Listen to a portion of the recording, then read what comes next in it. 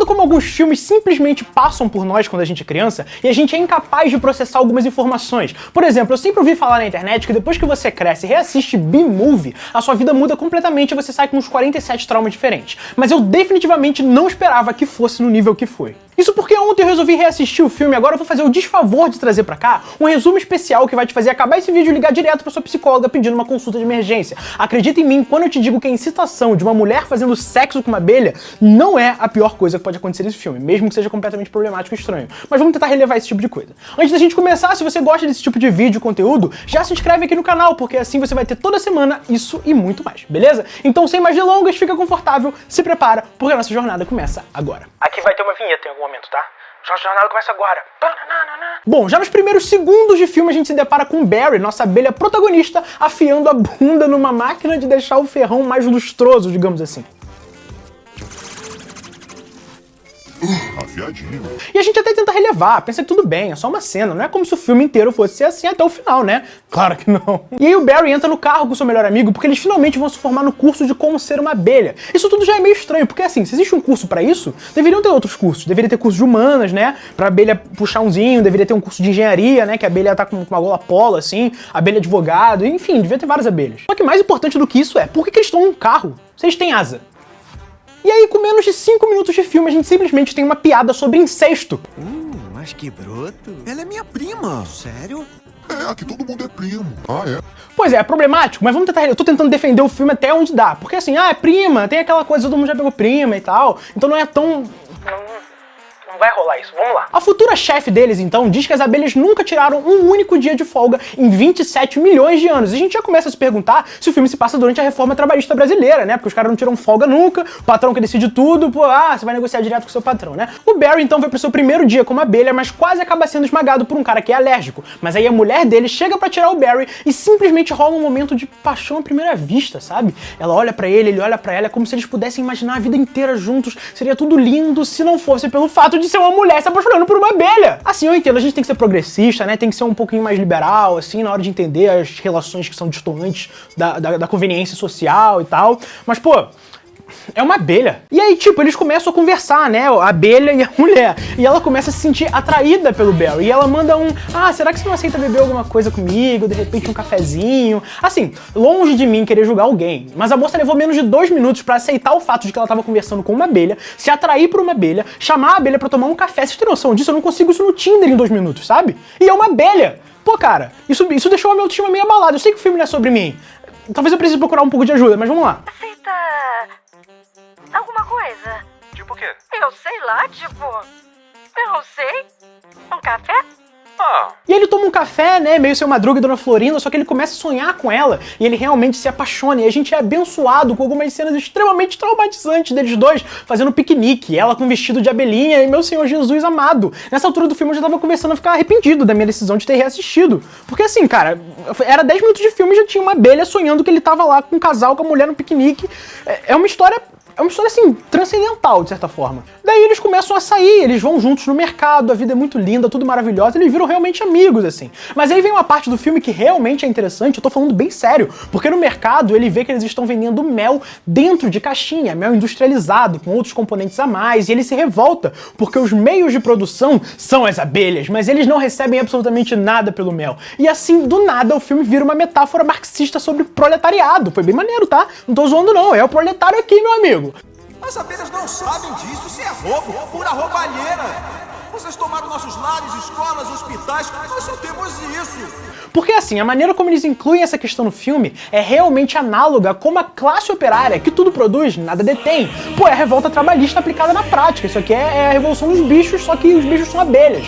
E cara, tinha alguns trechos que eu simplesmente havia apagado da minha memória. Tipo assim, depois disso o Barry vai investigar de onde tá vindo o mel e ele acha o cara que vende o mel. E aí os dois começam a lutar, só que o Barry tá lutando usando o ferrão da bunda como espada. E o cara tá usando aqueles negocinhos de prender em quadro de aviso, sabe? Que tem uma agulhazinha na ponta, esqueci o nome. E é uma luta de espada entre um cara e uma abelha falante. E aí até muda um pouco o enquadramento nesse momento, a gente se afasta um pouco e vê o cara... Cara, assim...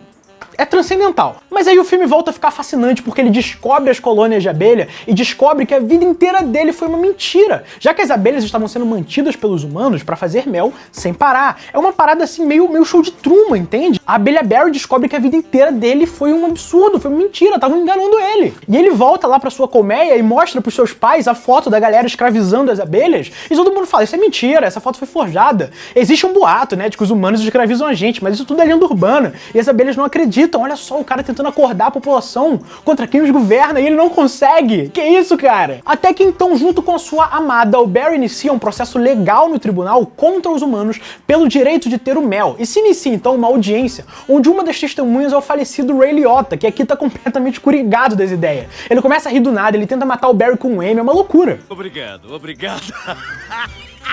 Péssimo, companheiro. Por que ninguém pisa logo nesse inseto pra gente ir pra casa? Mas olha que fascinante, cara, você começou vendo um filme normal e mais ou menos ali pela metade você se pega assistindo um julgamento entre uma abelha contra o povo dos Estados Unidos. E a abelha tá falando. E tem um momento muito engraçado que todo mundo fica na expectativa, né? Será que a abelha fala mesmo? Será que é tudo mentira? E aí quando o Barry vai pegar o microfone pra falar, ele começa a fazer... E aí todo mundo, ih, meu Deus, ia lá, a abelha não fala. Aí o Barry, tava brincando, eu falo sim. É engraçado, vai. Tem que dar essa pro filme. Pô, vamos defender aqui o B-Movie também. Então logo depois a gente vê o Barry brindando com a sua amada quando o marido dela chega em casa. Sim, porque além de pegar uma humana, ele ainda tá larico e dá pra perceber que tá um clima horrível ali, sabe? O marido sente que a abelha tá tentando roubar sua esposa. Mas é uma passagem bem interessante porque é uma passagem muito clichê de quando a gente vê um cara que tá tendo algo com a esposa e o marido chega e fica um clima ruim, só que com uma abelha, dublada pelo Guilherme Briggs. O que deixa tudo mais interessante. Ele tenta matar a abelha e como resultado a esposa termina com ele. E a partir desse ponto eu já comecei a achar que o Barry era o vilão do filme, que tava tramando algo pra ficar com a mulher dele e fez tudo isso de propósito, sabe? Uma reviravolta muito louca assim. Só que a partir daí o B-Movie vira um filme de tribunal. A gente fica meia hora acompanhando o restante de um julgamento. O advogado de defesa, que parece o da Atena, arma um plano pra provocar as abelhas pra que ele seja ferroado no meio da audiência. O que realmente acontece. E o amigo do Barry, que parece o Lucas Inutilismo, dá uma ferroada nele e depois parece que ele... É uma ferroada que ele ferrou e fica... Eu não acredito que isso é pra criança.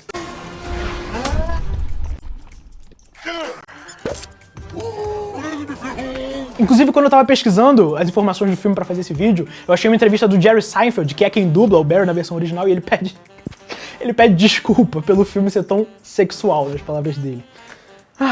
Enfim, o advogado é ferroado, faz uma cena de propósito e o bicho vai internado porque ele perdeu o ferrão. E é realmente um arco dramático, assim. O Barry vai visitar ele no hospital, eu me senti assistindo Grey's Anatomy. De uma forma ou outra, o Barry inevitavelmente vence o julgamento e as abelhas ganham o direito de ter o mel só pra elas. O que, se você parar pra pensar, foi a pior decisão que um tribunal poderia ter feito na história. Porque a juíza deveria saber, no mínimo, que sem abelhas a humanidade entra num colapso. Foi exatamente o que começou a acontecer. As abelhas não trabalhavam mais pros humanos, não tinha polinização, plantas morrem, humanidade morre. O nosso ponto de virada acontece da forma mais inesperada possível, quando Barry e a amada estão num avião, o piloto passa mal e as abelhas todas voltam pra ajudar a fazer o avião pousar, de uma maneira que eu duvido um pouco que respeite alguma lei da física, mas bom, a gente tá assistindo um filme de uma abelha falante que comete incesto e se apaixona por uma humana, então quebrar leis da física não é nada, né? Depois de salvar a humanidade, as abelhas percebem então que elas devem trabalhar juntas, os humanos e elas devem existir em harmonia e todos entram em um acordo de paz, elas voltam a polinizar o planeta, o filme acaba e o que dá a entender é que o Barry tá meio que junto com a moça lá, mas não fica muito claro assim.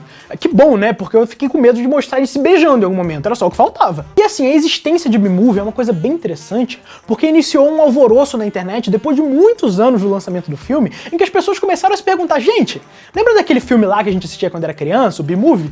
Então, é meio que uma mulher pegando uma abelha, né?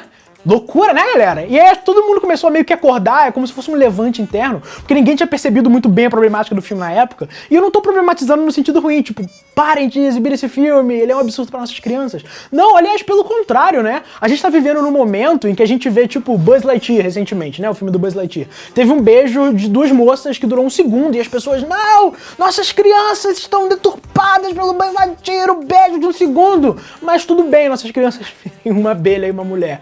É pra pra mim nenhum dos dois tem problema, sinceramente. Claro que o da abelha é uma decisão questionável, assim, de roteiro, de história, né? É muito mais bizarro do que dos mulheres se beijando, que é uma coisa completamente normal socialmente, por razões óbvias, né? São duas pessoas e pronto. Mas enfim, de qualquer forma, essa foi a história de como uma simples animação inocente quebrou mais ou menos umas 47 convenções da ONU, fez as metáforas marxistas sobre meios de produção, colocou uma abelha numa história de amor com um humano e traumatizou uma geração sem que ela percebesse. Olha que coisa maravilhosa. Tem alguns filmes que são nesse nível assim, que mexem com a gente nem percebe algumas nuances, tipo Fuga das Galinhas, é bem interessante também. A Nova Onda do Imperador. Acho que vou falar de algum desses dois filmes aqui. Deixa nos comentários qual desses dois você gosta e qual deve ser o próximo que eu devo fazer uma review, uma resenha, não sei o que é isso ainda. De qualquer forma, se gostou do vídeo, gostou do resumo, que outro filme você gostaria de ver por aqui nesse quadro, deixa nos comentários que eu faço com todo prazer, belezinha? Se curtiu, não se esquece de se inscrever para muito mais conteúdo assim, quase todos os dias. Me segue nas outras redes sociais, no Instagram, TikTok, tem conteúdos exclusivos todos os dias. A gente pode conversar por lá também. Já são mais de 300 mil seguidores. Até a próxima aí. Tchau, tchau.